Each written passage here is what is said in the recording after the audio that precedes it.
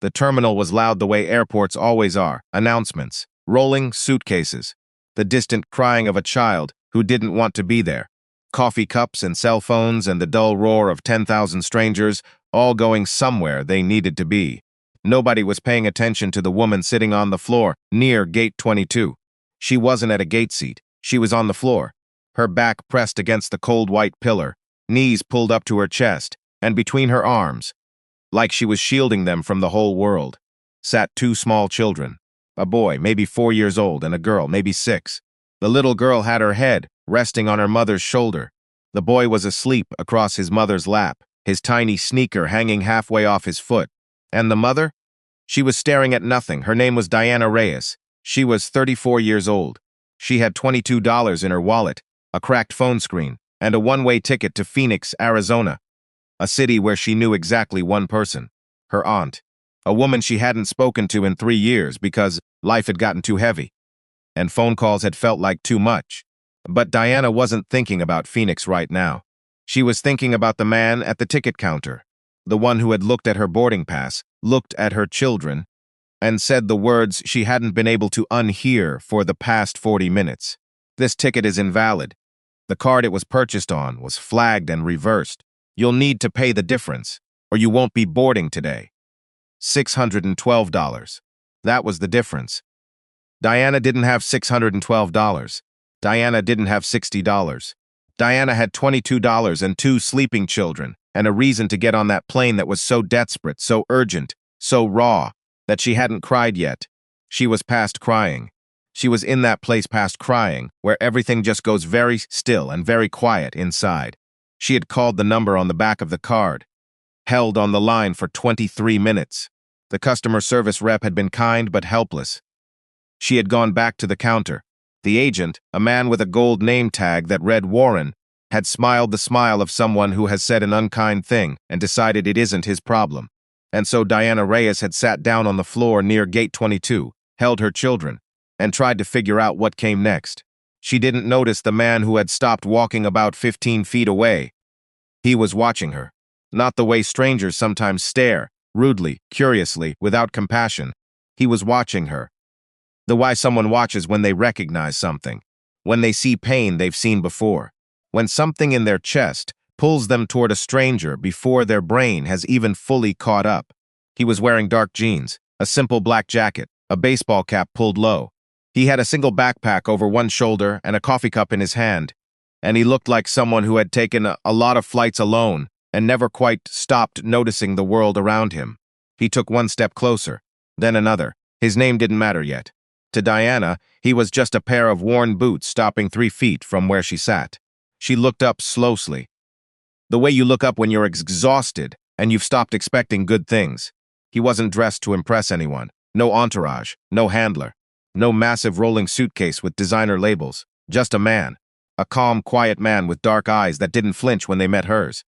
"Hey," he said, gentle, not intrusive, like he was asking permission just with that one word. Diana said nothing. She pulled her children a little closer. "I'm not going to pretend I didn't hear what happened at the counter," he said. He wasn't loud. He crouched down so he was at her level, not standing over her, not performing kindness for the terminal, just crouching. "Human, is there anything I can do?" Diana looked at him for a long moment. "I don't need charity," she said. Her voice was steadier than she expected it to be. "I know," he said, "just that, I know." The little girl stirred against Diana's shoulder and looked up at the man with sleepy eyes. Children have a sense about strangers. They can feel the difference between someone who looks friendly and someone who actually is. The little girl, her name was Sophia, didn't pull away. She just looked at him with the calm assessment of a 6-year-old who has learned to read rooms faster than most adults. "Are you a nice man?" Sophia asked. The man smiled, not a big Hollywood smile, a small, honest one. "I'm trying to be," he said. That's when the boy woke up, rubbing his eyes, looking at the strange man crouched near his mother. The boy, his name was Marco, pointed at the man's coffee cup. "Is that hot chocolate?" Marco asked. The man looked at the cup. "It's coffee. But I think we can find you a hot chocolate." "What do you think?" Marco looked at his mother. Diana looked at the man, and something in that look, something complicated and exhausted and quietly desperate, passed between them. The ticket agent said I owe $600, Diana said quietly. I don't have it. My card was flagged. I don't even know why, and now. She stopped, pressed her lips together. Don't fall apart. Not here, not in front of them. The man was quiet for a moment. Which counter was it? He asked. Gate 22 ticketing. The agent's name is Warren. Something shifted in the man's expression. Not anger. Not quite. Something quieter and more dangerous than anger. Something like resolve. Can you wait here for just a few minutes? He asked. Where are you going? To have a conversation, he said simply. He stood up. He straightened his jacket. He picked up his backpack. And he walked toward the ticket counter. Warren Holt had worked at this airport for 11 years. He was not a bad man by the measure of most Tuesdays. He showed up on time. He processed boarding passes.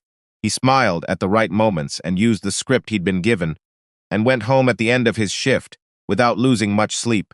But Warren Holt had a particular talent for making people feel small. He didn't always mean to. Or maybe he did. It's hard to know sometimes with people like Warren. What was certain was that he had a way of delivering bad news that felt less like information and more like a verdict. Like the news wasn't just the situation, it was a judgment about the kind of person you were for finding yourself in it. He had looked at Diana Reyes and seen a young mother with no money and 2 children and a flagged card. And somewhere behind his professional smile, he had made a decision about who she was, about whether her problem was worth solving or just processing. He was in the middle of helping another passenger when the man in the black jacket arrived at his counter. Warren looked up, automatic smile. Sir, if you could wait in the... I just want to ask you a question, the man said. Quiet, calm, not aggressive, just present in a way that made Warren pause. I'm with a customer right now. Of course, the man said. I'll wait. He waited.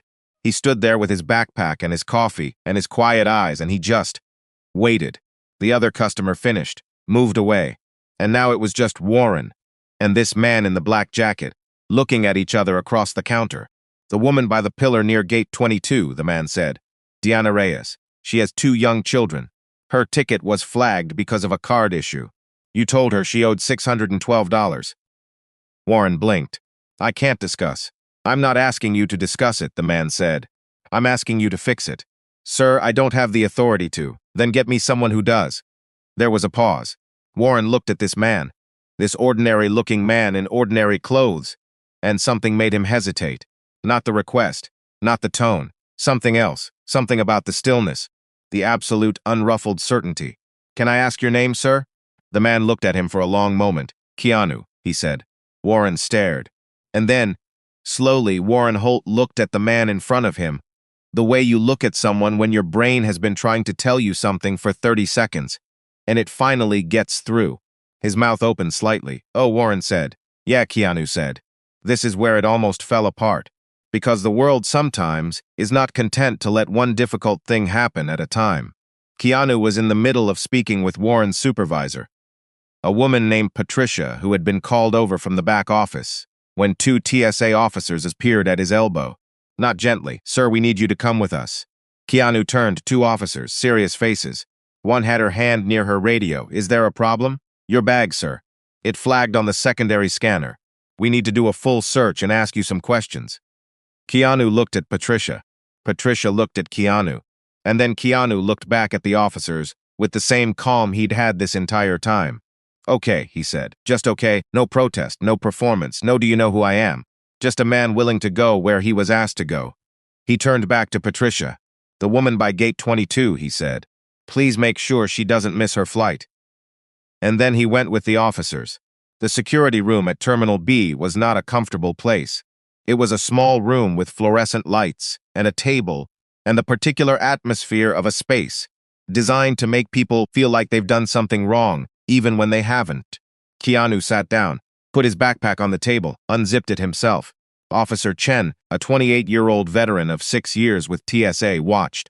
Inside the bag, a change of clothes, some books, a water bottle, snacks, a small notebook with a soft cover, and at the bottom, the thing that had flagged, a metal tin.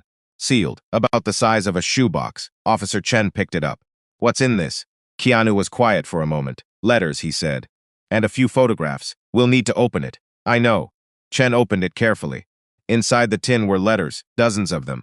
Handwritten, different handwriting. Some on notebook paper, some on cards, some on the back of receipts, and photographs, old ones. Polaroids, mostly. A woman smiling on a porch. Two people laughing in the rain.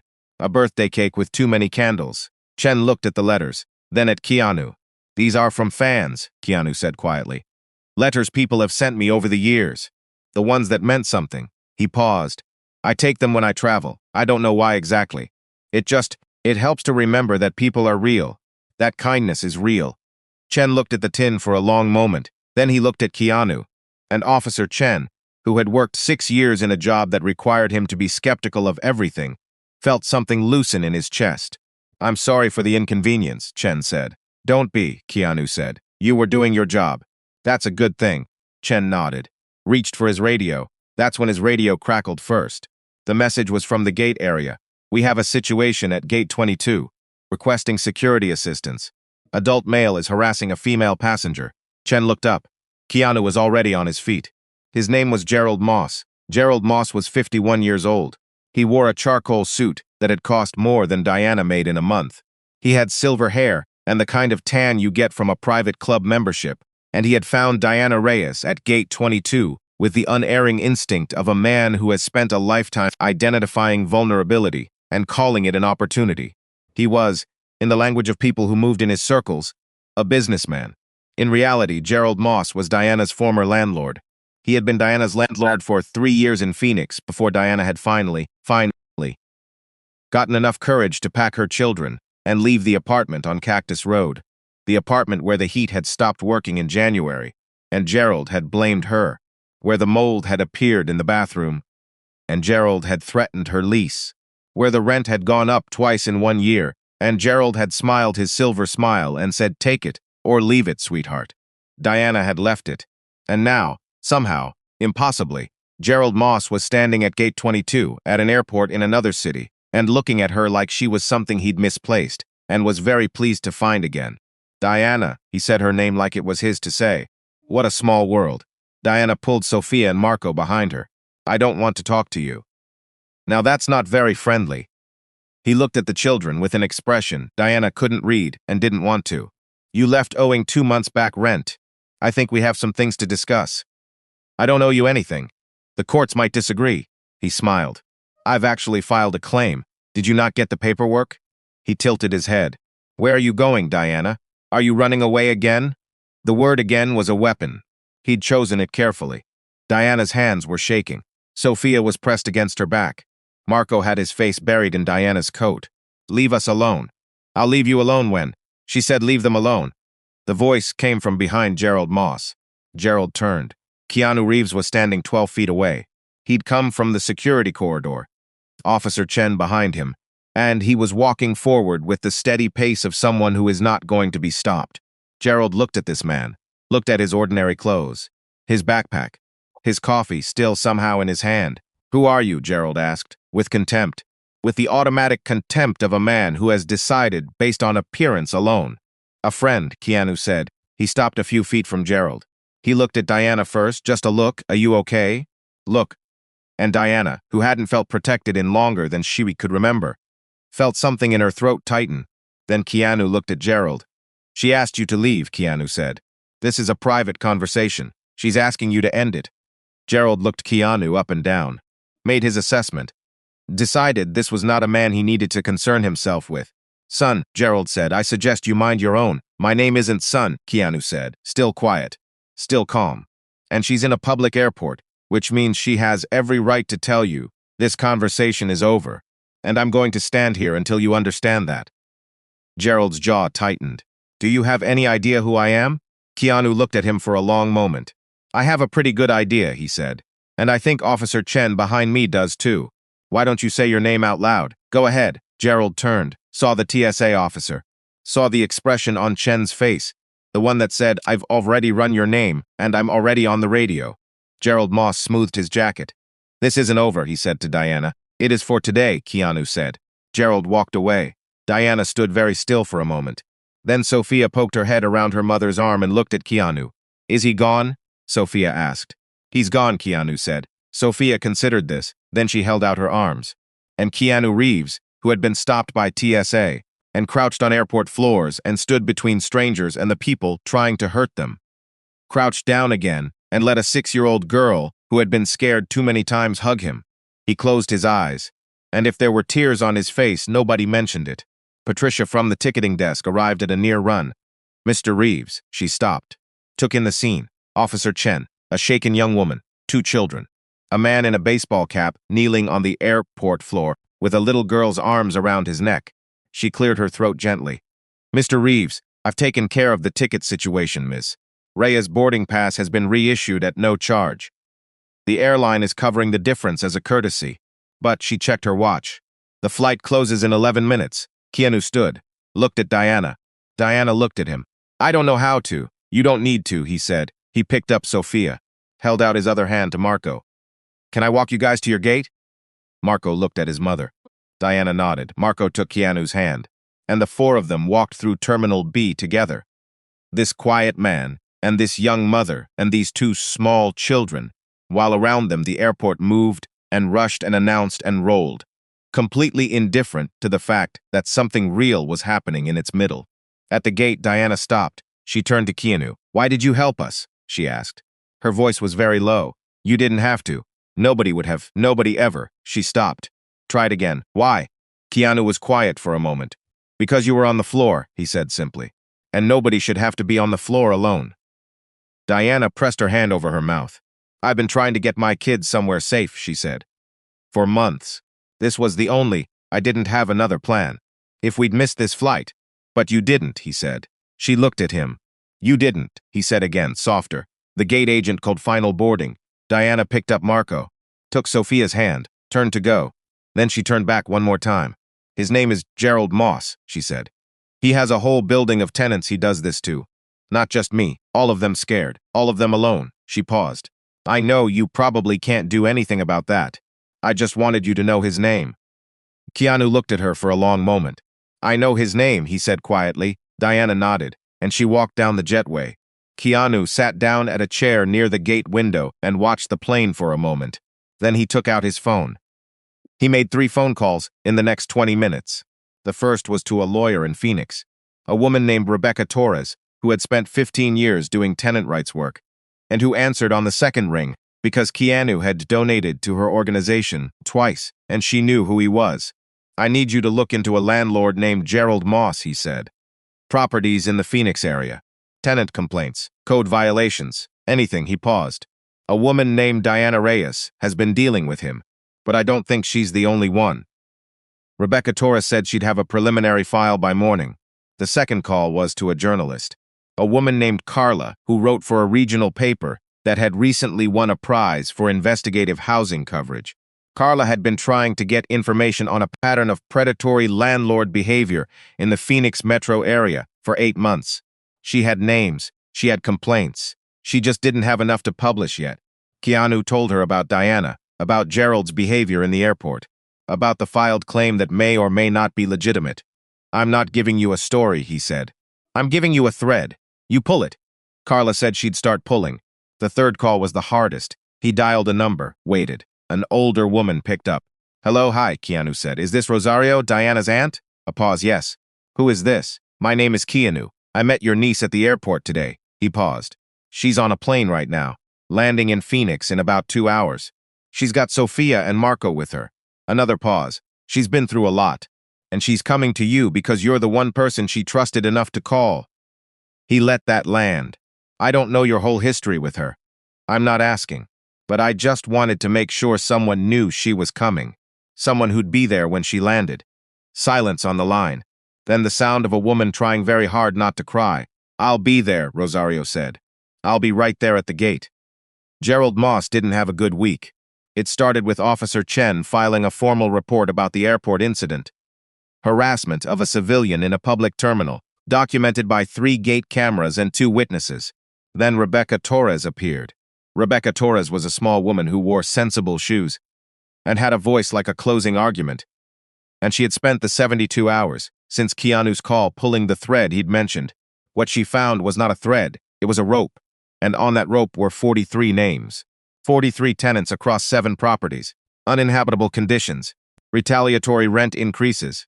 illegal lease terminations, harassment, documented, dated, preserved in the way that scared people preserve evidence when they don't yet believe anyone will believe them, in shoeboxes and phone photos and texts sent to their own email addresses, just in case. Just in case someone ever asked, Rebecca asked. She filed a complaint with the Arizona Attorney General's office on a Thursday morning. By Friday afternoon, a state housing inspector had visited 3 of Gerald's properties. By Monday, 2 of them had been cited for violations severe enough to suspend rent collection pending repairs. Gerald Moss hired the best attorney in Phoenix. The best attorney in Phoenix told him, privately, that this was bad. Carla's story ran on a Wednesday. It was not a short story. It named names. It quoted tenants. It documented a pattern stretching back 9 years. It was the kind of story that gets picked up, and it got picked up, first regionally, then nationally, because something about the airport incident had leaked, and people wanted to know who the man in the baseball cap had been. Gerald Moss issued a statement through his lawyer. The statement said a lot of words that meant nothing. Here is something that doesn't make the news, but should. When Carla's story ran, a woman named Yvonne read it at her kitchen table in Tempe. Yvonne was 62, a retired schoolteacher, and she had spent the last 4 years fighting a quiet battle against her own landlord. A different man, a different address, but the same pattern, the same smile, the same sense that she had no power and no options. She printed the story. She took it to her neighbor. Her neighbor took it to the woman downstairs. By the end of the week, 7 tenants from Yvonne's building had connected with Rebecca Torres's office. A veteran named James, 3 tours, Purple Heart, now working security, saw the story and recognized Gerald Moss from a property meeting he'd attended years ago. James had information. He called the AG's office. A woman named Helen, 70 years old and sharp as a blade, had been a tenant advocate volunteer in the 1980s and remembered exactly how these fights worked. She started making calls. These people didn't know each other before Wednesday. By the following weekend, they were having coffee. By the weekend after that, they were organized. None of them had ever met Keanu Reeves. Most of them never would. But sometimes the thing that starts a fire is just a single match. Diana Reyes landed in Phoenix at 4:47 in the afternoon. She came off the jetway carrying Marco, holding Sophia's hand, and she was so tired she could feel it in her teeth. The kind of tired that goes all the way down. The kind that comes from fighting for too long with not enough help. She almost didn't see her aunt at first. Rosario was 60 years old, and she had not been to an airport since before her husband died, and she had driven 40 minutes and parked in the wrong lot, and walked until she found arrivals, and she was standing there in her good coat, with her hands clasped in front of her, and when she saw Diana, she made a sound that wasn't quite a word. Diana stopped. They looked at each other across 15 feet and 3 years of silence, and all the things that hadn't been said. Then Sophia let go of Diana's hand and walked straight to Rosario and held out her arms. Children understand some things before adults do. Rosario sank to her knees and held this small girl she hadn't seen since she was 3 years old and said, in Spanish, "You're here, you're finally here." Diana sat down on the airport floor. Not because she was trapped this time, because her legs had simply decided that this was far enough, that this was the place where the running stopped, that this was where something new could begin. Marco climbed into her lap. She held him, she cried. Gerald Moss's first court appearance was on a Tuesday. He arrived with his attorney and his suit and his silver hair and the expression of a man who still believed this could be managed. The courtroom was small, fluorescent lights, wood paneling, the particular quiet of a room where serious things happen. 12 of his former tenants were present. Yvonne was there. James was there. Helen was there with a binder of documentation 3 inches thick. Rebecca Torres sat at the plaintiff's table with the particular calm of someone who has waited a long time for a room exactly like this one. Diana appeared by video from Phoenix. The screen was set up at the front of the room. She was wearing a blue shirt. Sophia was visible in the background, coloring at a table. When Diana began to speak, the room went very quiet. She didn't raise her voice. She didn't perform. She just told the truth. The way the truth sounds when it has been kept inside for a long time and is finally being given air. The heat that stopped working, the mold, the rent increases, the language he'd used, the way he'd appeared at the airport. She looked directly at the camera. "I was scared of him for 3 years," she said. I want to not be scared of him anymore. I want to say his name in a room full of people and not be scared. She paused. So, Gerald Moss, I'm not scared of you. Gerald Moss looked at his attorney. His attorney wrote something on a notepad and slid it to him. The note said, "Prepare for settlement discussions." 6 weeks after the airport, a letter arrived at Diana's aunt's house, no return address. Postmarked from New York. Inside was a handwritten note on plain paper. Diana, I heard from Rebecca that the hearing went well. I'm glad. I want you to know something. You asked me at the airport why I helped you. I gave you an answer, but it wasn't the whole answer. The whole answer is this. I've had people show up for me when I didn't deserve it and wasn't expecting it and couldn't repay them. People who sat with me in the hard times without making me feel small for being in them. And I've never forgotten any of them, not one. What you did, packing up your kids and buying that ticket and sitting on that floor and refusing to fall apart. That wasn't weakness. That was the bravest thing I saw that whole year. Maybe longer. Sophia asked me if I was a nice man. I'm still working on the answer, but I think you're raising someone who's going to make the world better just by being in it. Take care of yourself. KPS Marco asked if I had hot chocolate. I went back and got him one. I should have mentioned that. I didn't want him to think I forgot. Diana read the letter 3 times. Then she read it to Sophia. Sophia listened very carefully. He got Marco the hot chocolate? Sophia said. He did. Sophia thought about this. He is a nice man, she said finally, with the certainty of a 6-year-old who has decided. Yeah, Diana said. He really is. They never show you the part after. After the hearing. After the letter. After the headlines move on and the cameras find something new, and the story that mattered so much to the people inside it becomes invisible to everyone outside. They don't show you Diana enrolling in a paralegal certification program at the community college in Mesa, studying at Rosario's kitchen table after the kids are asleep. They don't show you Sophia making a friend named Priya at her new school, the two of them inseparable by October. They don't show you Marco's first soccer game, or the way he runs with his whole body leaning forward like he's chasing something worth catching. They don't show you Yvonne and James and Helen meeting every other Thursday for coffee at a diner on Camelback Road, comparing notes and laughing more than you'd expect for 3 people fighting a housing bureaucracy. They don't show you Rebecca Torres winning a second case, and then a third, with the documentation that started with a shoebox and a woman who needed someone to ask. They don't show you Rosario, who has started going to the community center on Tuesdays and has found, to her own surprise, that she is good at helping people figure out paperwork. They don't show you the small, ordinary daily acts of people who were scared and then weren't, who were alone and then weren't, who sat on the floor and then, slowly, with help, with time, stood up. They don't show you any of that. But it's happening. Right now somewhere, it's happening. 8 months later, a different airport, a different city, early morning. Keanu Reeves was walking through Terminal C with his backpack and a coffee. The way he walked through airports, quietly, without announcement, watching. He saw a man sitting alone at a gate, head in his hands, older, maybe 60, work boots. A hard day's face. Keanu slowed down, stopped. He stood there for a moment, the way he'd stood near gate 22 all those months ago.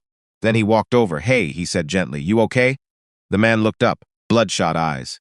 The look of someone who has been holding something very heavy for a very long time. Not really, the man said. Keanu sat down next to him. You want to talk about it? The man looked at this stranger in the black jacket and the baseball cap and the quiet eyes, and he did the calculation that all of us do when someone unexpected offers us kindness. Is this real? Can I trust it? Will it cost me something? He decided. Yeah, the man said. Actually, yeah. And Keanu Reeves, who could have been anywhere, who had no obligation, who was just a man in an airport, with a backpack full of letters from people who had needed to be seen, leaned back in his seat and listened. Some people move through the world quietly. They don't make speeches. They don't need the cameras. They just notice, and they show up, and they sit with people on the floor. And that simple, unflashy, ordinary act of showing up changes things. It doesn't always make the news, but it changes things. Every single time. The end, if this story moved you. Share it with someone who needs to hear it today. Sometimes the most powerful thing you can do is remind someone that kindness is real, and that they are not alone.